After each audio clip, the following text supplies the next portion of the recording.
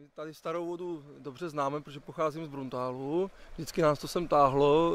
Shodou okolností rodiče si ve Staré Vodě postavili barák a když se naskytla možnost tady tu chalupu koupit, tak jsme neváhali. My se domníváme, že ta chalupa má tak 150 let minimálně. Byl to vejmínek k mlýnu, ten byl tady hned vedle chalupy. Dneska už se dochovaly jenom staré základy a pozůstatky náhonu. Takže tak, no, přes těch 150 let. Nám tady krásně šumí potok, proto chaloupka u potoka, což docela chápu.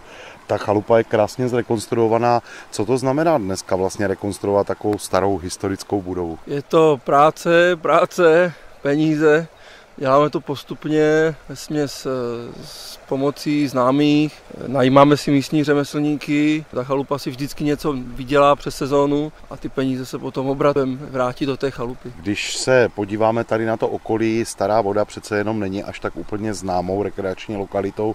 Co vlastně tady to okolí nabízí? Rozhodně je to panenská příroda, je to opravdu konec světa. Říká se, že tady v okolí Karlové Studánky, Suché Rudné, je nejčistší vzduch ve střední Evropě. Konkrétně tady ve Staré Vodě, kromě těch chalup, je tady třeba kozí farma, si lidi můžou prostě přijít podívat na farmu, nakoupit si nějaké výrobky. Jsou tady trasy cyklosturistické, naběžky, sjezdovky 2. Tady zimní sezóna je v podstatě, když to není jako letos, tak dá se říct 4-5 měsíců v roce. A já bych řekl fakt ta příroda. Tady, když vylezete za chalupu na kopec, nekonečné lány, louky, lesy, nedotčená příroda. Chodí vám sem třeba zvěř? Až přímo k chalupě, tady hnedka za plotem máme vlastní topolový les. Snažíme se pěstovat si svoje dřevo, takže oni přijdou a okusují ty stromky. Tady kolem ty srnky jdou v zimě až sem. Já se dívám tady ještě okolo chalupy. Máte tady krásnou zahradu. My se snažíme právě o návrat těch původních odrůd.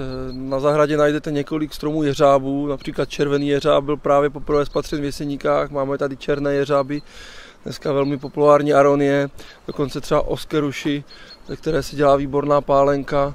Máme tady třeba různé alternativy k borůvkám, zimoles, muchovník, těm se říká indiánská borůvka, divoké višně. Takže snažíme se skutečně tady dát to, co tady patří a to, co tu taky roste. Ta chalupa jako taková má certifikaci jako regionální produkt, to znamená místo, kde se žije jako za starých časů.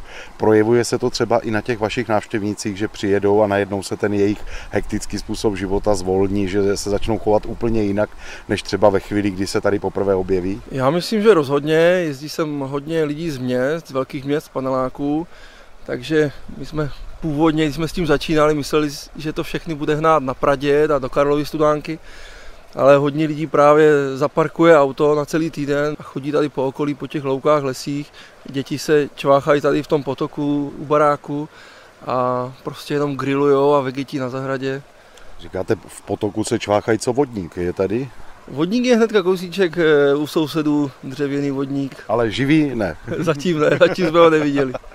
Vy spolupracujete s místní akční skupinou Horní Pomoraví. Co to pro vás znamená? Je to pro vás nějakým přínosem? My jsme chtěli podpořit do začátku tu myšlenku, dát jakýmsi způsobem viditelnost těm podnikatelům, kteří to myslí vážně, v souladu s tradicemi, v souladu s přírodou.